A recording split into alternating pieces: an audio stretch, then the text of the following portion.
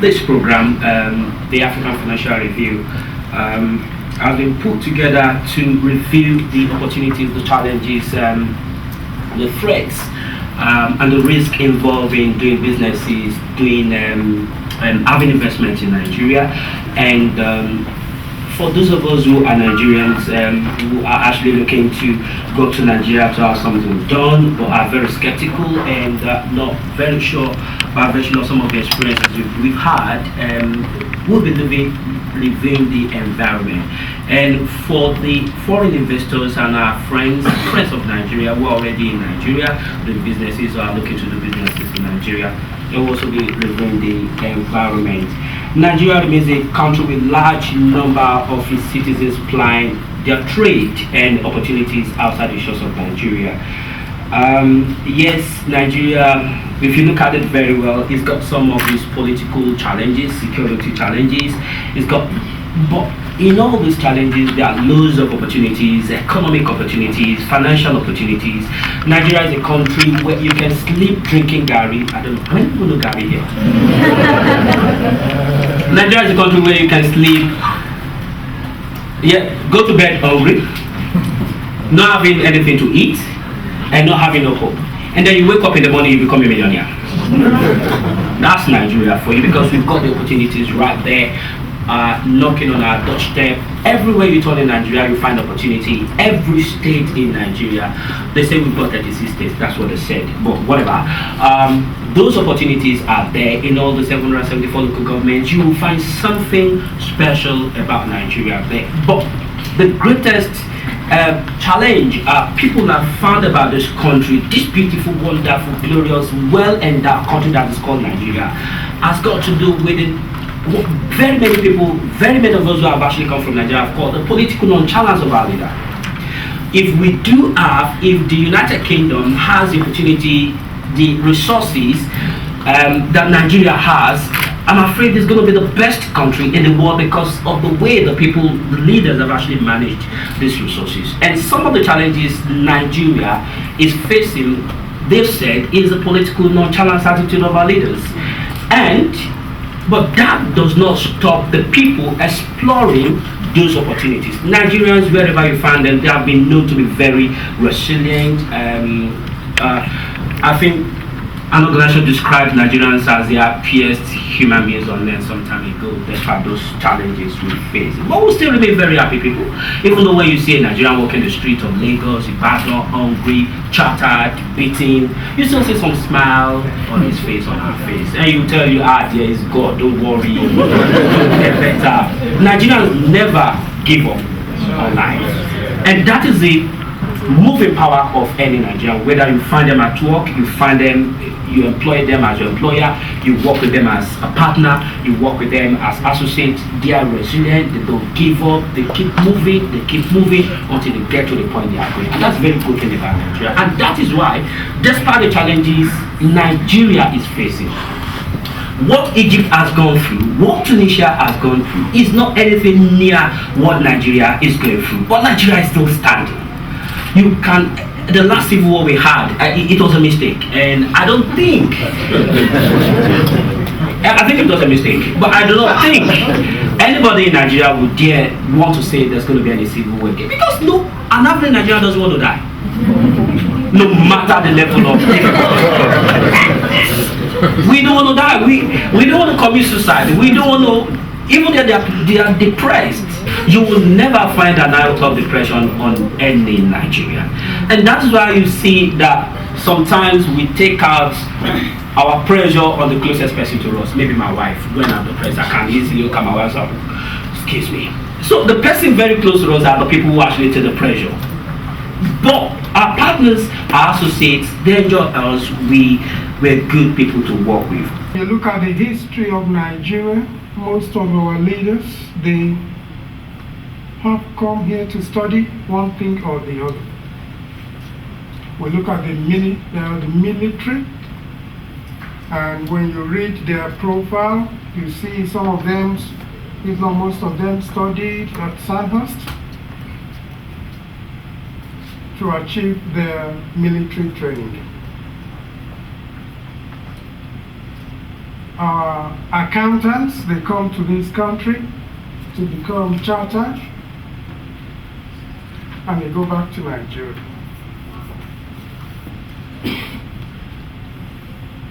The question that comes to me when I was preparing this is how much of influence, how much of what was learned in this country has been effected in our country, Nigeria. If that had been the case, Nigeria should not be the country that she is now. We should be the biggest economy in the whole world. If we want to be modest in Africa, we have the capacity, we have the brains, we have the resources. What's stopping Nigeria? What's stopping Nigerians to be the best in everything? Nigerians are very clever people, very intelligent people. But how do we channel our intelligence? How do we channel our passion? Is it just about self-interest? What I can get for myself, or what I can give to the country? If we change our orientation, if we change our mindset in Nigeria, Nigeria will be a great country. We do so many courses: business management, we do human resource management, we do financial management. We want to train people in all of these areas so that when they finish their studies, they will be able to go back to Nigeria and be somebody.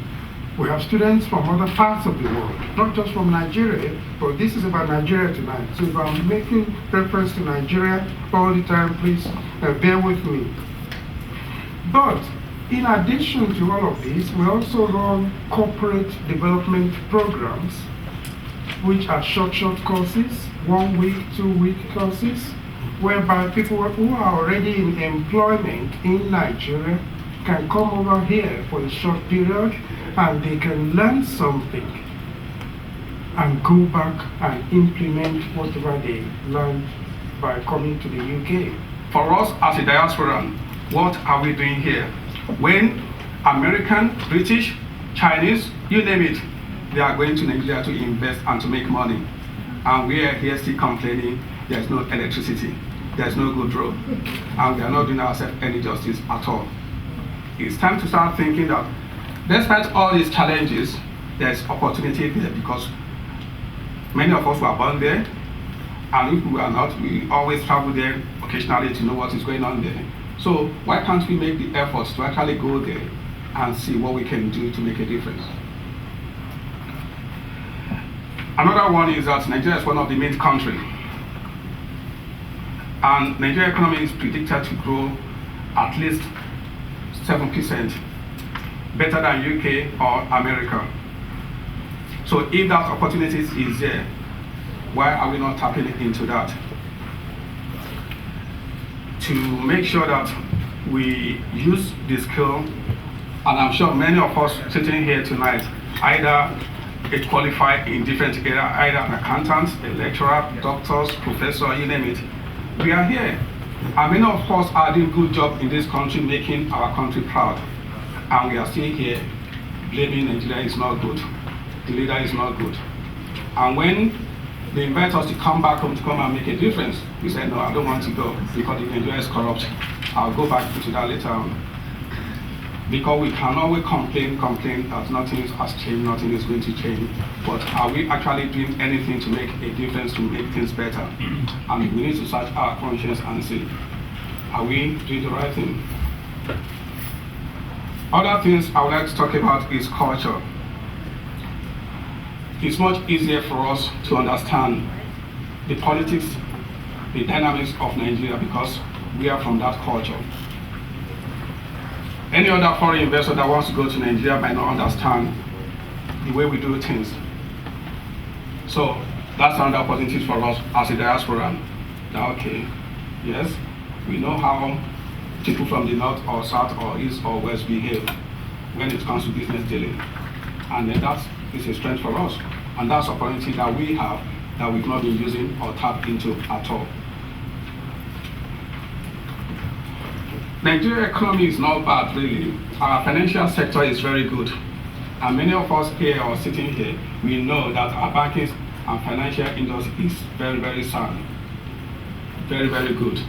So if you really want to invest, there's opportunity for you there to borrow money from banks or from any other financial institution. And I believe the government is trying their best to actually encourage small businesses. And I think they have, I don't know how they call it, the small finance bank, microfinance, thank you, microfinance. So the opportunity is there for us that if we want to go back, we can actually, borrow money to set up something. And I keep on saying to people that what's the purpose of a student that study agriculture and they are looking for work in the finance industry? There are loads and loads of lands in Nigeria. Nobody wants to cultivate the land. Nobody wants to grow crops. I mean, you don't need to actually do it yourself. If you go to the garage and so on, you have all these laborers sitting down there looking for a job. All you do is use your brain. Get them to do the land for you and just supervise them. And that is opportunity. So don't say because I study agri, then I have to be in an office. No. Go to the farm and do what you learn, what you are assigned to do, really. So that opportunity is there for us to do that. And again, population. Nigeria is about 150, maybe even 260 million.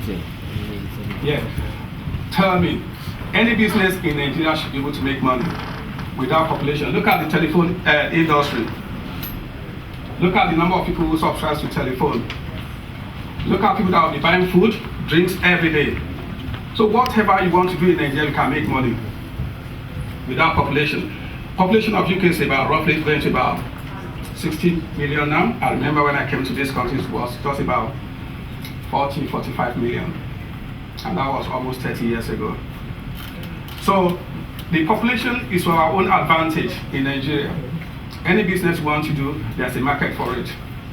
Are we doing anything about it? We will still be here complaining Nigeria is not good. Originally, the APPG was based on looking at the Niger Delta, solely the Niger Delta. This was in 2005, and it's evolved into the APPG on Nigeria in 2006. Delegations of UK parliamentarians have regularly visited Nigeria through the APPG since 2006, and the most recent visit took place last year. So in 2013, the APPG visited Lagos, Port Harcourt and Abuja, and Meg Hillier and James Doddridge, MP, who was previously the secretary of the group, but has since become the Minister for Africa in the UK, so he's left the group to be neutral. They went on this visit. They met with government officials, including Governor Fashola, who we hosted last year in the UK. They also met representatives from the private sector and civil society as well. And last year, the focus of the visit was to look at human rights in Nigeria. It began with a focus on women's rights and gender equality, but it's actually gradually shifted towards looking at children's rights too. And the APPG found that ordinary citizens in Nigeria, especially the poorest, the most vulnerable, are not being heard when it comes to governance and human rights. And the results from this visit were then written up in a publication which was called Too Many to Count, Human Rights, Accountability and Justice in Nigeria, which can be found on the Chatham House website under the Nigeria Project page. So our next visit is scheduled for 2015, and it will focus on, as is provisionally titled, Emerging Opportunities in Trade and Investment, Small and Medium Enterprises.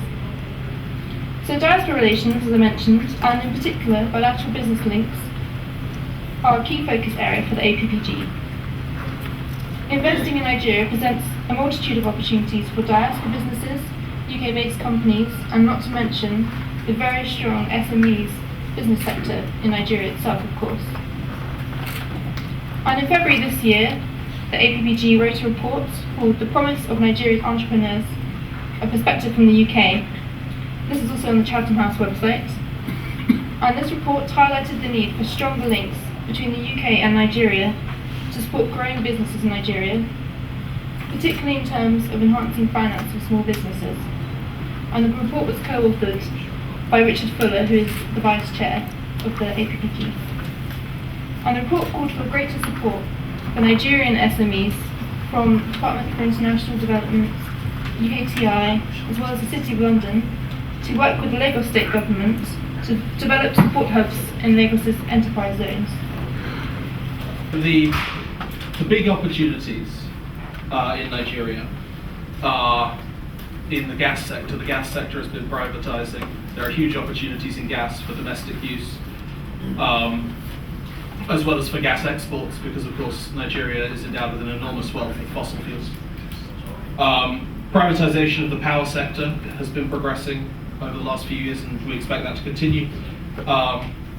As the most populous country in Africa and the largest economy in Africa, obviously that represents a huge opportunity, not least because of the growing middle class, which is creating opportunities for businesses in the service sector, which previously haven't been fully established.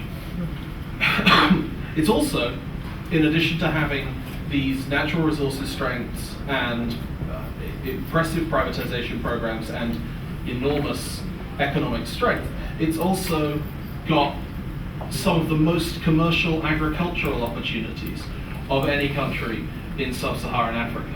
So it presents opportunities in a vast range of sectors. The strengths that Nigeria has shown over the last few years, and we expect will continue to show, have been phenomenal growth in real GDP. It's probably going to continue to be one of the strongest growing countries in the world over the next few years. It also sits very favourably against its most immediate neighbours. The government has done a lot of work recently. I know that there's been some criticism of politicians and the political situation, but the government has done an enormous amount of work recently in key reforms in areas like business registration and ease of doing business, which isn't to say that some of the problems that have been raised earlier, the security risks, the political risks, and the corruption elements, aren't serious concerns, but they are, to some extent, especially in terms of ease of doing business and corruption, they are being significantly mitigated. The weaknesses, in addition to the already high cost of doing business, are the weak infrastructure and some difficulties in passing bills regulating the oil industry have led to that industry not being as much of an engine of growth as some people might have predicted. And then, of course, as we mentioned, or as has been mentioned, the security risks, which are obviously particularly significant in the north of the country. With all of this, and in spite of the shocks of several years ago in the Nigerian banking sector, excuse me, the Nigerian financial sector has been quite robust, and the Nigerian stock exchange is the largest pool of investment capital in Africa. It has approximately 5 million registered capital market investors. It's the largest financial center in sub-Saharan Africa. There are over 170 companies that are listed on the Nigerian Stock Exchange, including global brands with specific Nigerian listings. So it's a great place for large businesses to be moving into, and it's a great place to be raising capital. But the other element where Nigeria is making real progress with its stock exchange is in terms of the ease of doing business there. There have been significant programs of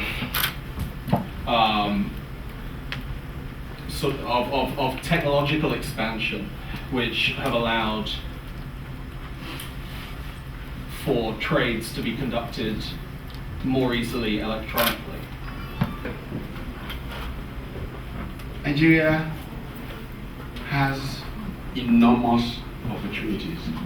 And Rossman was right. It doesn't have to do with who is in power and who is not in power. In fact, one of the big challenges we have is to get people in power out of the way. Because the more we can get them out of the way, the more Nigeria will make progress.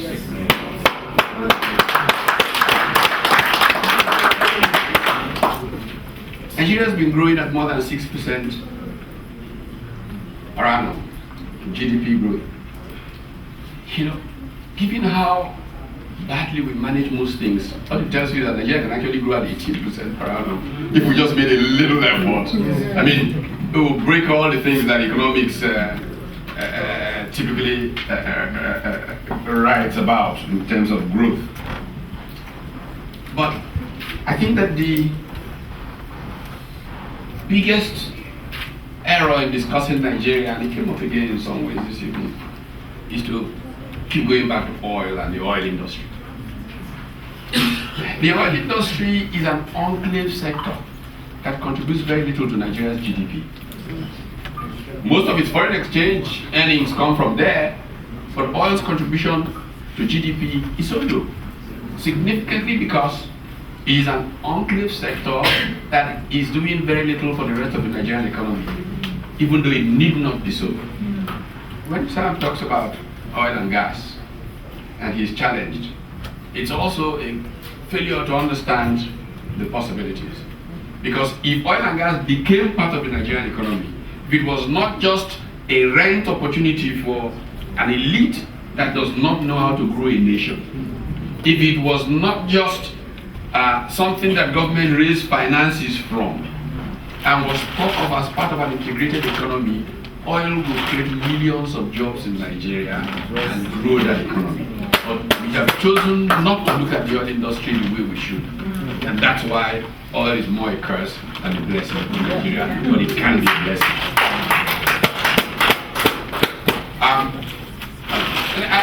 I'm not even trying to be bombastic or anything. Just look at what some of the people we've given less credit have done with oil. Even in the Middle East. If there's cheap, by the way, we talk about oil, crude oil. If there is cheap gas in Nigeria, Nigeria is more a gas-producing nation than a crude oil-producing nation. If there's cheap gas available, what's to stop Nigeria from just having a small, clear strategy about being a heavy industries zone because there is cheap gas? The Saudis have done stuff like that. But we are all sitting out here and we are complaining. And we can find the people who understand these things and come in with them and set up industrial parks that can do those things and move forward from there.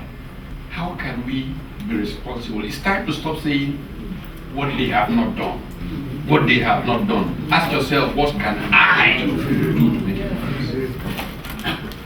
One of the critical variables in that framework is institutions. The role that institutions play. And in almost everything that I have done, I have had a commitment to try to see how institution building can evolve in our country. One of the institutions that we need to build, strong political parties, competing political parties whose ideas contend in a manner that will make people behave differently, not because they are good or bad people, but because they know they could lose the next election. Look, institutions essentially set boundaries to conduct, and it is the fear of consequence that makes you behave. I tell people that, airlines have found a remarkable way of solving the world's problems. There's some water that they serve on flights that make people change behavior when they land on the other side. And imagine being at the Lagos airport and trying to board. And you see people climbing on top of each other. And then they drink that water during the flight. When they land in London, they begin to go in and That is the airlines airlines invented that? Well, of course it's not the airlines. It's because there are institutions that ensure that if you behave differently in London, there will be consequences.